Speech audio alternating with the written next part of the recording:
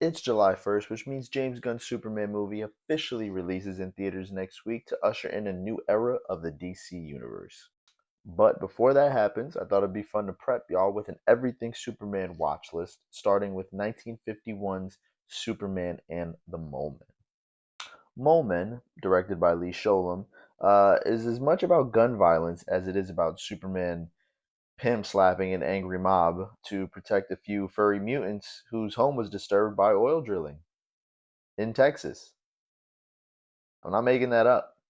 This theatrically released backdoor pilot for the TV series saw George Reeves taking on the role from Kirk Allen's TV version from 1948 to 1950.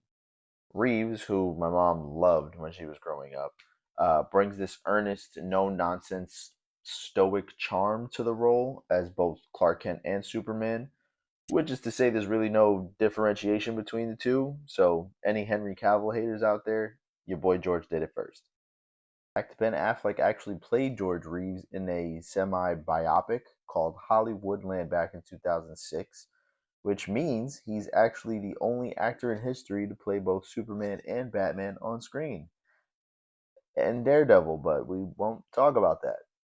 Moving on, though, it does seem like Lois and Clark are the only two Superman centric characters in this entire movie. Um, which is weird, but also kind of understandable given that this was the 50s and Hollywood really didn't have a handle on big IPs like that. So I kind of understand the filmmakers just winging it and doing their own thing. Besides the rather bizarre storyline, the special effects were also very dated. Cartoon inserts like the one here were utilized to, represent Superman flying when George Reeves wasn't doing wire work or just jumping around tossing people left and right. But overall, it's not the worst iteration of Superman, especially, it's just a product of its time. At the very least, it's necessary to appreciate Superman's legacy and humble beginnings before we finally get to see David Cornsweet taking up the mantle and being a Superman for a new generation. Superman, directed by the late Richard Donner, is a story about the Man of Steel's origins and the alien planet he hails from called Krypton as he battles the wits of the nefarious Lex Luthor. Written by the same dude who wrote The Godfather, this is the movie that started it all in regards to taking comic book movies seriously and sticking as close to the source material as possible. Christopher Reeves, who was mostly known for Broadway plays before taking on the iconic Red and Blue, was pretty hesitant to take the role in fear of selling out to his Juilliard peers. But little did he know that he'd be the Superman that every other Superman would be compared to for decades to come. If you want to know more about Reeves' story, I would check out Superman, the Christopher Reeves story on HBO Max. It is one of the best documentaries I've ever seen. Just make sure you get some tissues because you're going to cry like a baby. Reeves' Clark Kent is uncanny as he's able to switch back and forth between his normal and super self pretty effortlessly, with just a few changes to his mannerisms and his posture. But a certain confidence and light exudes from him when he becomes Superman and saves citizens and thwarts petty crimes around the city. But even in his calmer moments, like his interview with Lois, he really is just kind of this like stoic but charming and likable, true to the word hero. On the flip side, Gene Hackman's Lex Luthor seems more like a goofy Riddler type character rather than the menacing Lex Luthor that I grew up with in the animated series, which is kind of the issue I had with Jesse Eisenberg's Lex Luthor, but we'll get to that in some videos later. Margot Kidder's Lois Lane also remains an iconic piece of the quadrilogy.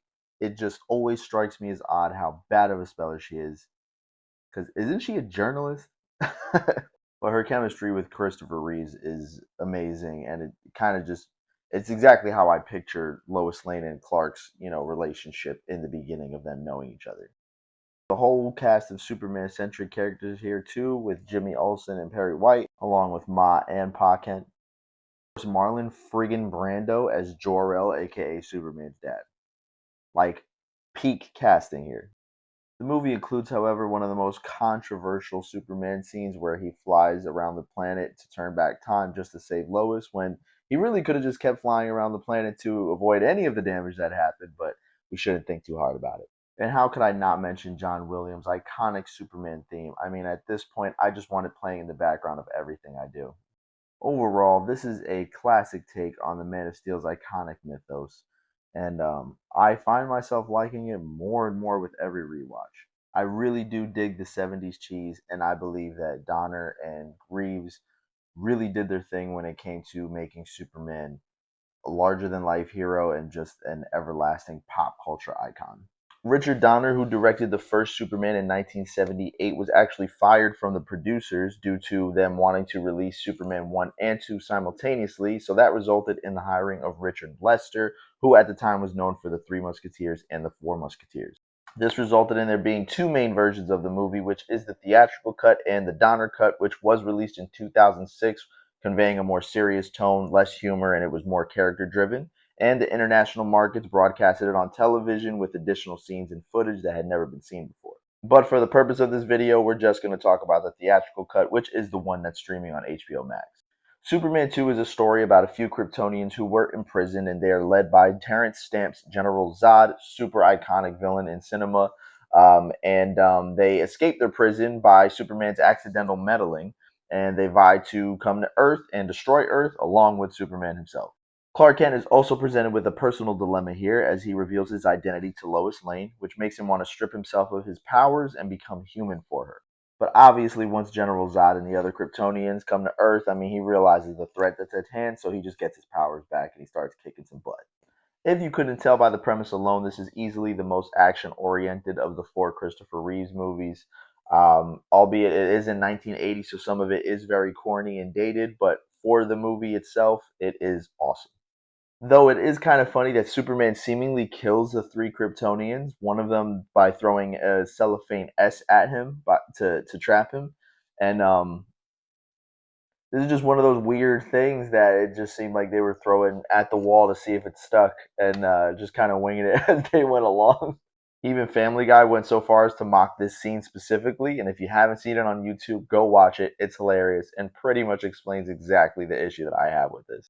Overall, though, I do think this movie is a low-key banger. I mean, like I said, for 1980, it is kind of corny, but at the same time, it's still pretty entertaining. I don't really agree with the way that Superman makes Lois forget his identity just by like giving her a kiss. I feel like they just kept throwing different powers at Superman. I mean, I know he's like godlike, but at the same time, like none of these powers were displayed in the comic books. So I don't know what they were going for, but hey, it's a fun movie, and if you haven't seen it yet, I would definitely suggest going to check it out. Next, we're talking about 1983's Superman 3, which is easily the oddest of the Christopher Reeves movies. Lester returns in this slapstick version of the Man of Steel that sees Richard Pryor's embezzling computer hacker inexplicably taking center stage when he's offered a chance to get rich quick. That take place eventually cause Kal-El to split into two people, Clark Kent and evil liquor-loving Superman. Their fight results in Clark Kent choking out the evil Superman, and he just vanishes into thin air. Superman then combats the oil tycoons responsible for this dumb friggin' plot. That results in him fighting a cyborg computer that he. Alright, look, I can't do this anymore. I'm sorry, but this movie's just dumb. First off, the first few minutes of the movie play like an intro to a 1980s sitcom with Three Stooges style hijinks taking place. Why the producers thought that a Superman story needed that, I'll never know. And I get that Richard Pryor was a very popular comedian back then, but making him the main character in a Superman movie was just a very weird choice. Like they really decided to write the script around him once he joined production. The movie's called Superman, not Gus Gorman. There's even one scene where Pryor falls off a building on some skis and lands perfectly fine. I'm not making that up. They even replaced Lois, who is not even in this thing for more than 5 minutes, with Annette O'Toole's Lana Lang. She's perfectly fine, and Clark's trip to Smallville, going back home, would have made for a pretty engaging story, but they kind of just went nowhere with it, and instead decide to go for this abysmal Superman personality splitting BS. After Superman turns bad, he straightens the Tower of Pisa in Italy for like no reason. He blows out the flame of an Olympic torch. He rips open a boat so the oil could spill out faster. I mean, he basically becomes Bully Maguire from Spider-Man 3. It's just less entertaining. The mental junkyard fight with evil Superman is kind of the highlight of the film, where they push each other into scrap metal, bathe each other in acid, utilize tires and metal crushers during their battle. It's something you just kind of have to see to believe it. Finally, his fight with the lady cyborg robot computer that involves this weird, thick Kool-Aid looking acid and blue tractor beams is probably one of the most unbearably cheesy things I've ever seen, and I do love me some good cheese. Overall, this movie is just wildly dumb, but I think it's something you can get a good kick out of if you just turn your brain all the way off. We got to talk about the next movie on our Everything Superman watch list, 1987 Superman 4, The Quest for Peace, which is unfortunately probably the worst one of the Christopher Reeves movies. Directed by Sidney J. Furie, Superman 4 sees the cast from the first two movies return in the story where Superman takes it upon himself to end the nuclear arms race just to ease tensions between the US and the Soviet Union. This causes him to inadvertently create the Nuclear Man, who is basically this fully grown and somehow fully clothed man baby who is a Lex Luthor designed abomination to be Superman's ultimate enemy. Superman 3 didn't do so well in the box office, so when it came time to do the fourth and final one, Reeves only agreed if the new producers, Canon Pictures, would finance his drama Street Smart, which actually happens to be Morgan Freeman's breakout role. Reeves also opted for more control and actually was responsible for the movie's entire plot, believing that Superman could symbolically be the peace that prevents nuclear war. Thing is, y'all know that I love me some good cheese, and this movie has plenty of it. Not only does the movie run at a very brisk pace, but the corny action, reused flight scenes, and terrible special effects due to a hacked budget, and nonsensical storyline make this one of the most enjoyably corny comic book movies around. I mean, after Nuclear Man and Superman do get out on the moon, Superman moves the moon in front of the sun just to weaken him, and that just seems incredibly dangerous for the rest of humanity. Clark also reveals his identity to Lois again and has a midair flight with her again, and then erases her memory immediately after that again. He can apparently build walls now with his new Super Build-O-Vision, as has been dubbed online. It's just like what what were they even thinking? I just feel like the movies just got more and more ridiculous as they went on. At the end of the day, I'm gonna go with this movie is so bad that it's good. I can totally see myself spending an hour and a half just completely laughing at this thing, throwing it on in the background, and just seeing how ridiculous that these movies got. Um, but honestly, at the end of the day, it really is just a through and through Superman movie, and for that, I give credit where credit is due. At least Christopher Reeves was able to go out on his own terms. It's not a Richard Pryor vehicle. This is at least a Superman movie, and honestly, since it's his last movie, it has that certain little novelty to it. But of course, we got to continue our Everything Superman watch list with 2006's Superman Returns, which I personally think is overhated and underrated. Directed by Bryan Singer, who's most known for the X-Men movies, as well as some unsavory allegations against him, Superman Returns is a modern homage to the Christopher Reeve saga, canonizing only the first two movies while obviously, understandably, dismissing 3 and 4. The story involves Brandon Routh's Superman returning to Earth from a space expedition to find that Kevin Spacey's Lex Luthor has escaped prison yet again to enact his latest real estate scheme.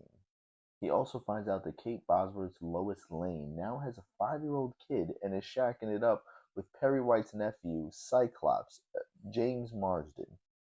He finds out that the world has essentially moved on without him in the form of Why the World Doesn't Need Superman, which is a Pulitzer Prize winning article by Lois Lane herself. Light on the action and heavy on the melodrama, Returns was an innocent attempt to bring back that old school feel that the Reeves movies had, but with a more serious, less campy take on the material. Newcomer Brandon Routh emulated all of the best qualities of Reeves' portrayal of Clark Kent, albeit while being a little more stoic and less playful when he's wearing the red and blue. Henry Cavill took up the mantle. This was essentially the first time we got to view Superman as more of a godlike being than an everyman with superpowers. From the plane rescue to the rooftop turret scene to Superman saving the people of Metropolis during a catastrophic earthquake triggered by Luthor himself, the movie's best line encompasses exactly what I think Singer was going for. He wrote that the world doesn't need a savior. but every day I hear people crying out for it. The movie's tone and lengthy runtime caused the planned sequel to be canceled, which would have led to a Batman Superman crossover with Christian Bale, which I think could have been dope, but I'm kind of glad we got the Ben Affleck Henry Cavill version instead. Finally, the movie's end was met with much controversy as it shows simply Superman lifting a kryptonite island into the sky and launching it into space, which I personally think is one of the coolest things we've seen Superman do, but hey, it's not for everybody. They just prefer to see him punching things. I've always enjoyed the movie, and without it flopping, perhaps we probably wouldn't have gotten to see Brandon Routh reprise his role as Kingdom Come Superman in the CW crossover Crisis on Infinite Earths. That was sick. And he's seemingly not a deadbeat dad in that one, so that's a positive. So you know what we got to do? We got to continue the Everything Superman watch list with 2013's Man of Steel, which is undoubtedly one of my favorite comic book movies of all time. Directed by Zack Snyder, who at the time was known for Dawn of the Dead, 300, and Watchmen, Man of Steel explores the idea of what it would be like if a being like Superman, who's played by the globally loved and heavily done dirty Henry Cavill, actually existed in the real world. While Kal-El struggles to find his purpose in life, the perfectly casted Michael Shannon's menacing General Zod comes to Earth in search of the Codex, which is the key to recreating Krypton, bringing him to blows with Clark Kent's alter ego.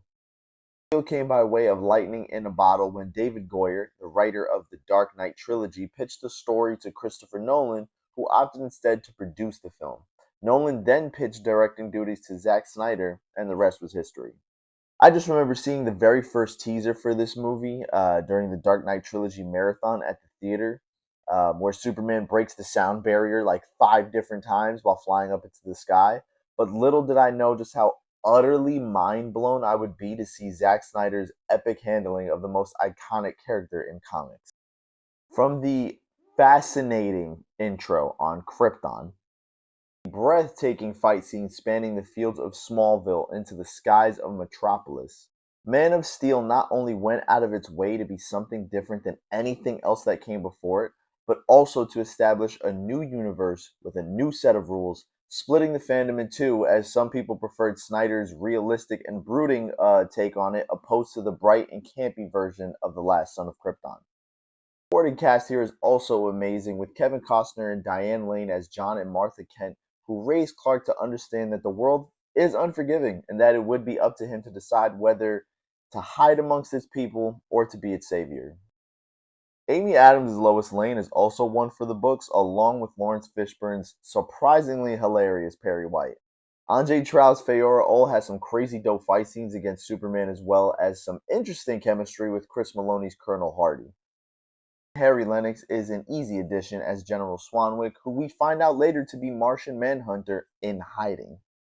Although I have heard complaints that there is simply too much destruction and carnage in a Superman movie, what do you really expect when two godlike creatures are battling it out?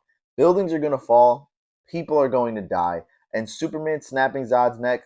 Inevitable. Zod was never going to stop, and we got to see this version of Superman learn the true value of life, albeit by taking one himself.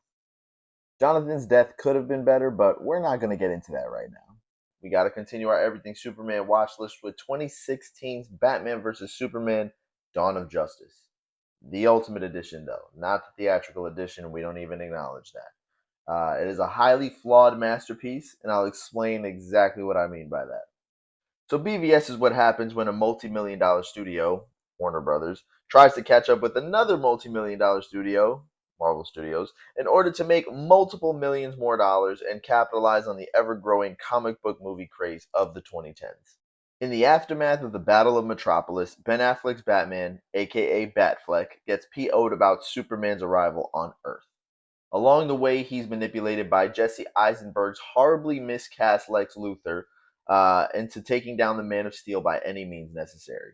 During the hour and some change build-up teased by the movie's title, we are thrust into the world's differing views centered around Superman's purpose on the planet, as well as how someone as jaded as a 20 years active vigilante might eventually react to the lives lost during Man of Steel's climax. Lex Luthor, though more akin to Jim Carrey's Riddler than someone like Bryan Cranston, who should have played the character, is a worthy foil to the two heroes as he psychotically rambles about analogies pertaining to God and the devil and literally does everything it takes to pit these two titans against one another. While Superman himself struggles with his place among the human race, we are simultaneously introduced to Gal Gadot's Wonder Woman, or Diana Prince, who serves the plot by way of showcasing that there is more than one metahuman in the world. Once Batman and Superman come to blows, the infamous Martha scene occurs, which, in hindsight, is not adequately written, but it's not as bad as people make it out to be, as it shows Batman's sudden realization that Superman has a mom too, which snaps him out of his blind rage. This inevitably leads to the best comic book movie fight scene, with Batman in the warehouse taking down a bunch of thugs in pure Batman fashion with gadgets, martial arts, speed, and just brute strength. I get chills every time I watch it. And finally, Wonder Woman, Superman, and Batman team up against Luthor's backup plan, the abominable Doomsday, wherein Superman sacrifices himself against the creature to save the city. Though killing Superman in the second movie of the franchise might not have been a great idea, more on that in future videos to come, it certainly proved that Zack Snyder knew how epic these stories could be, and it was about darn time that we got them. So we got to continue our Everything Superman watch list, talking next about 2017's Justice League, or as I like to call it, Justice League, which is quite possibly the most horrid violation a movie studio has ever pumped out, as well as 2021 Zack Snyder's Justice League, because I just can't talk about one without talking about the other. While filming Justice League, Zack Snyder experienced a personal tragedy that forced him to step back from the project. Instead of giving him ample time to process and mourn his loss, the greedy Warner Brothers vowed to resume production with the Avengers' Joss Whedon at the helm, a director whose vision couldn't be any more different from Snyder's. This led to the 2017 version being filled with unnecessary humor, disgusting visuals, and just terrible redesigns. When Batman vows to avenge Superman's death, he does so by forming the Justice League, made up of characters who were introduced by way of cameos in Batman Superman. When an alien named Steppenwolf, hailing from the planet Apokolips, boom tubes to Earth in search of three mother boxes that contain world-destroying power, the Justice League gets the brilliant idea of resurrecting Superman to help. While this basic premise is present in the infinitely better 2021 version, the Justice League seems to do everything it can to butcher it. In Justice League, while Aquaman is Aquaman and Wonder Woman is Wonder Woman, Cyborg, for example, has little of nothing of importance to the story and is kind of an unlikable D-bag. In ZSJL, he is literally the heart of the team, as his tragic origin pushes him to become the hero his father knew he could be. In Justice League, Batman creams his pants when a neon blue-clad, quipping Superman comes to save the day against Steppenwolf. In ZSJL, Superman dons the black suit and beats the brakes off of Steppenwolf without so much as uttering a few words. In Justice League, the Flash is beyond annoying, borderline useless in battle, puts his face in Wonder Woman's boobs, and runs like a floppy fish. In ZSJL, he integrally reverses time to prevent the destruction of the Earth. In Justice League, okay, you see where this is going already. let me relax. There's just too much to dive into this video, but while there are certain aspects of the 2017 version that I do enjoy, like seeing how hopeful and positive Henry Cavill's Superman could have been in the DCEU, the 2017 version of DC's premier team of superheroes is a distasteful, blasphemously atrocious comic book movie, and it only makes me that much angrier to know that it exists. Thank God for the fans' social media campaign to hashtag release the Snyderverse, because due to COVID and HBO Max's need for content at the time, Zack Snyder was handed millions of dollars for his cut of the movie. In other words, this is what happens when you let a filmmaker cook from the get-go. Though the final 10 minutes or so of the movie only remind me how we're never going to see Zack Snyder's vision to completion, it is an epic 4 hours of fan service. I mean, even Darkseid was in this. Come on! Seeing as how the new film was originally titled Superman Legacy once James Gunn created DC Studios, I thought it'd be fun to take a look at Superman's legacy on the small screen for the past 80 years. Now, while Superman is cameoed in movies like Black Adam, which upsets me every time I think about it, Shazam, which wasn't even Henry Cavill but a stand-in, a poster in 1984's Supergirl because Chris Reeves couldn't cameo, and as three CGI messes in 2023's The Flash, his long-standing tenure on TV is a testament to why Superman is arguably the most iconic superhero around, to fans and the general public alike. Kirk Alyn played Superman in 1948's serial titled Superman, as well as Atom Man vs. Superman, which saw Lex Luthor donning the name of the former to enact his criminal plans. Soon after, in the 1950s, George Reeves took over the role in The Adventures of Superman, where he became one of the most iconic iterations of the last son of Krypton, but met an untimely death just a year after the show had ended. In the 1980s, the producers of the first three Christopher Reeve Superman movies went on to create a Superboy TV show that ran from 1988 to 1992, showcasing Clark Kent's early years. It starred John Hames Newton in the title role before he was immediately replaced by Gerard Christopher for salary and performance reasons. Lois and Clark: The New Adventures of Superman saw Terry Hatcher and Dean Cain in the title roles from 1993 to 1997. The show focused on Lois Lane and Clark Kent's relationship, as an occasional scheme from John Shay's Lex Luthor popped up every now and then. Smallville, however, was by far the most popular Superman TV show, spanning 10 seasons, with Tom Welling in the role of Clark Kent pre-Superman with a bunch of post-Superman villains in it. Welling reprised his role as a depowered family man version of Superman on CW's Crisis on Infinite Earths crossover, where he decks John Cryer's Lex Luthor in the face, which is just glorious. Speaking of the CW verse again, Tyler Hoechlin's Superman is introduced in Season 2 of Supergirl. He eventually went on to co-lead his own critically acclaimed show, Superman and Lois, with Elizabeth Tulloch playing Lois Lane. After 4 truly phenomenal seasons, Superman and Lois concluded in January 2025, making it 9 years in total that Hoechlin played the character, the second longest tenure on television behind Tom Welling. While not exactly appearing on HBO Max's Titans, Superman is mentioned often through his connection with Joshua Orpin's Superboy. He even has a comic-accurate statue in his honor in the show.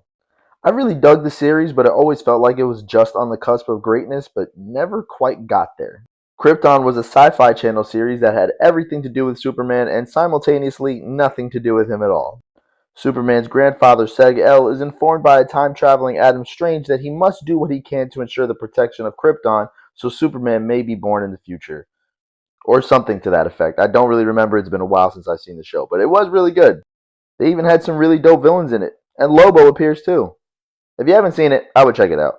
Of course, Superman has also had dozens of different animated features in both movies and television. But arguably his most prominent outing is the animated series from the 90s called Superman the Animated Series, where Kal-El faces off against pretty much every villain in his rogues gallery as he wields the dual identities of Clark Kent and Superman. This version of the iconic hero will go on to be used in Justice League and Justice League Unlimited in the early 2000s, which is easily one of the best cartoon shows ever made. The most recent and current iteration of animated Superman is Jack Quaid's version from My Adventures with Superman on HBO Max, which is a modern retelling of the classic story. Season 3 is most likely going to release sometime early next year, so if you haven't caught the first 2 seasons yet, you got time. Go watch it. What are you waiting for? But that's all I got for you guys today. Thank you very much for watching and sticking with me on this journey. Leave a comment letting me know, what is your favorite Superman TV show and what is your favorite Superman movie? There's a bunch of debates going on, so and everybody deserves an opinion, okay? So we don't have to hate each other for liking. One likes Man of Steel, one likes the new Superman that came out. If you have seen the new Superman, by the way, please don't spoil it for anybody. But do let me know what you think about it, because I'm very curious. At the time of this recording, I'm not even going to be able to see it until tomorrow in IMAX. So I will be, reserving my review for tomorrow. I'm going to do an out of theater reaction, spoiler free review, and most likely a spoiler discussion review. So keep looking forward to that. Stay tuned for more Superman content in the coming week from me. Again, just thank you guys for following, for watching the videos. It's been fun, this whole entire series, and I just can't wait to put out more content in the coming week and beyond. So like and share this video so that way people can join in on the conversation too. Okay, until next time, guys, take care and God bless.